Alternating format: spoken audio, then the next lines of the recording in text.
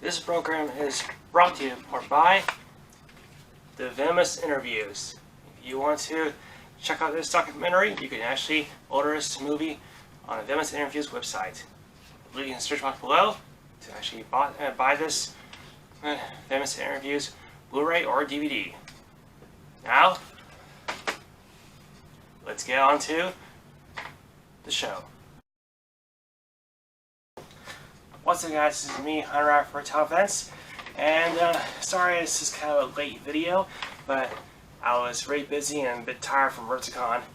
Yeah, Reptile was, wow, yeah, very interesting.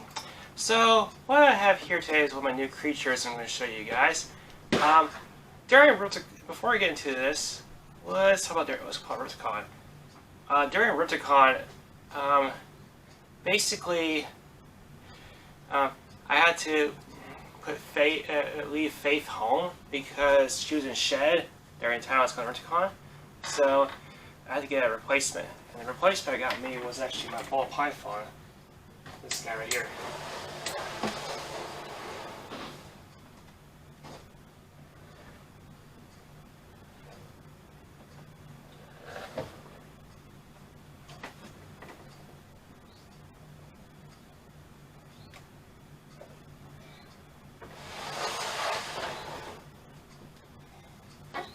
This is my ball python, but he's kind of new to my collection. He's actually a bit new.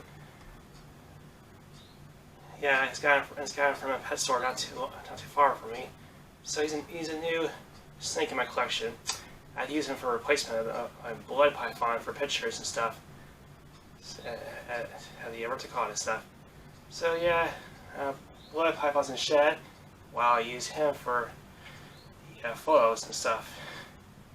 His name is Priest, because since my blood python's named Faith, I decided to name him Priest. That's why I decided to name him. Even though it's a ball python and Faith is a blood python, I'm not going to actually breed these guys together, because we change the localities. On top of that, they're both different species. Even though you can actually breed a ball and blood together, I've seen blood balls before, but I'm not sure they'll go well because some people don't like hybrids. But if I want to breed a hybrid, maybe I have to see how it goes. I want to see how it goes instead of see if Faith will be ready for breeding. And I'll put this guy back in this area.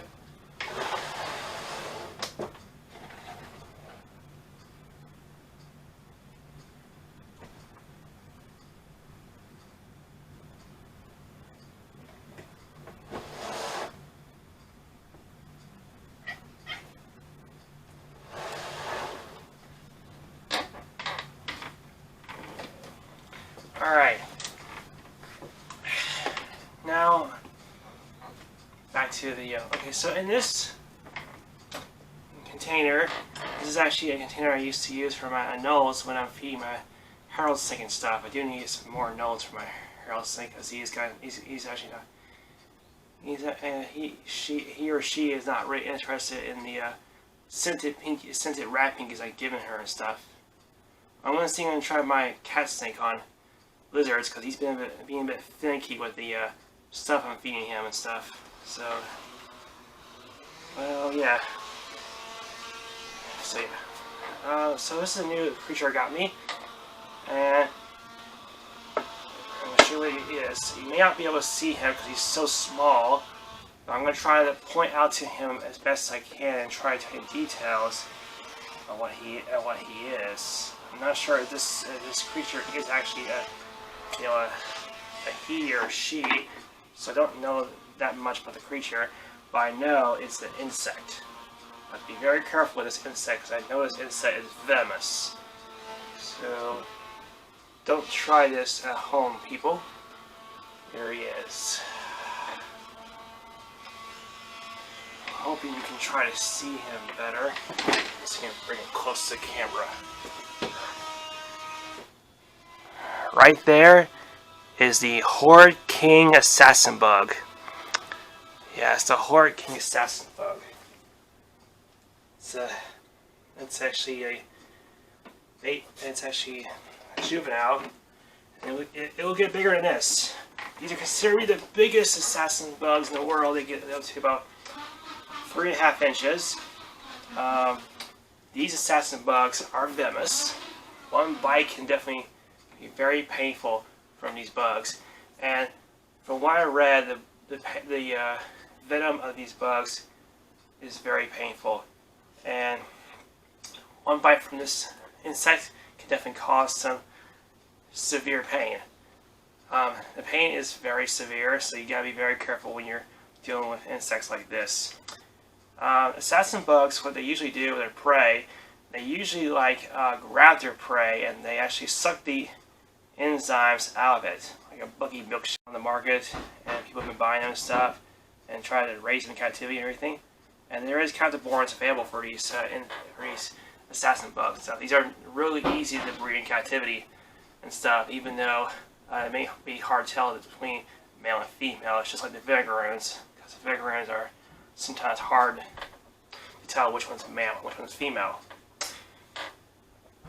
and stuff. But this is a really unique insect, and this is the effects of the venom from this assassin bug here. It can cause paralysis in the hand. One person told me that when she was holding a King Assassin Bug, Horrid King Assassin Bug, it bit her, and then she lost movement of her hand. Like she lost complete movement of her hand, and that was definitely not good to go through. So yeah, these bugs are considered venomous, and they can be a bit active at times. But this one's not very. This bug right here is not very active. When they're on sticks and branches, they usually stay where they are. Assassin bugs usually like to stay. Like to stay like this. Like to stay there, and until prey comes to them. Right now, I got some superworms for it to eat. I've read it can eat superworms and mealworms. So that's why I'm giving it. So see if he'll eat one of those. So far he hasn't eaten one of those yet. So yeah, it's really cool to have assassin bug in my collection.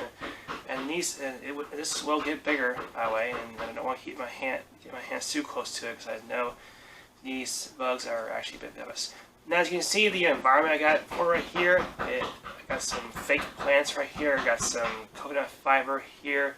And I got some sticks right here for the climb on, because these bugs are arboreal. Because these bugs are known for, climbing trees and all that stuff, and they like to stay on the trees later on. And it's staying on this log. See this log that I'm holding right here. That's what I'm looking at right now. I'm looking at the assassin bug. I'm looking at the eyes, and it's also got these spikes on the back. And these are tropical assassin bugs. These are actually native to South America, and they're considered one of the biggest assassin bugs in the world. Yeah, assassin bugs usually get up to at least about an inch and a half in North America and stuff. But assassin bugs in South America, they can get at least 3 inches, and that's considered pretty big for assassin bug. Assassin bugs are usually small, and they're known to kill large prey with their mouth part, because they can stick that mouth part right in their prey and probably kill that thing and suck the enzymes out of it. And this has venom in it, so it'll use its venom to basically kill the prey and suck the enzymes out of it too. I wish I could show you the mouth part of this assassin bug, but I don't want to mess with it, because I heard that this assassin can spray fluid. It can be very painful on your fingers. Yes, this assassin bug is capable of spraying fluid in front of you if it's actually disturbed. So yeah, I read that they can spray fluid. Now, what about the captive care about these insects? Does he care about these insects? Well, here's the thing about these insects. The captive care is a bit unknown, because since these are a bit new to captive care, yet there is captive born assassin bugs available, like these guys. but it's still a bit the Catholic here is still a bit unknown. So far, already had some good success with them, and so far already had not good success with them. Yeah, it all depends on how they're caring for and stuff. When it comes to assassin bugs, they don't need to actually drink from a water dish. They get their hydration from the bugs they're sucking from and everything. So you don't really need a water dish for these guys. But if you do want to keep a humid environment, it's just you mist the cage a bit, so you can definitely get some moisture if you wanted to. Sometimes assassin bugs do like a dry environment. They do like a dry environment. That's why I put some fake plants in there, so it won't be too humid for him. Stuff, but they're also boreal. I mean, in fact, they like to climb a lot, so they like to stay on the stick they're on and stuff and everything. If you're hearing banging and everything, there's some people working on the back upstairs. Yeah, these are really unique insects. These are really unique insects and stuff. Do I recommend these to beginners? Absolutely not, because these insects are venomous, and I don't think it would be a wise choice for anybody to get these insects out of your hands, because these can definitely inflict a painful bite, and they can definitely get in the hospital. Yeah, the bite can definitely get you in the hospital. The bite is that painful. I would just not recommend this to beginners, because these insects can definitely inflict some damage. They can inflict some damage from humans, and usually they only sell these insects to people that are 21 years of age, which is a good thing, because people do need to be more responsible with venomous animals. And I mean with any venomous animal, venomous spiders, venomous snakes, and venomous lizards and stuff. People need to be more responsible with them. They do need to, because it is a really bad thing that people are becoming irresponsible at times. It really is bad, because it's bad for the community. It's also bad for those kind of things that go on. I mean, we need the reptile community to like thrive. We need the reptile community to keep on spreading, because one, without the reptile community, we won't have success for people keep these animals and stuff. Yeah, but we're trying our best to get these people to be more responsible with these animals when they're trying to keep them and everything. And I do think people need to be more responsible with vertebrates, including venomous snakes and also venomous lizards and stuff. So yeah, so the laws will be so complicated with people owning these and stuff. And yeah. But anyway, this is a really cool insect. And as a kid, I was obsessed with bugs. I was always trying to keep bugs in my room, and try to keep them alive and everything. And I was like keeping them and everything. I always loved bugs.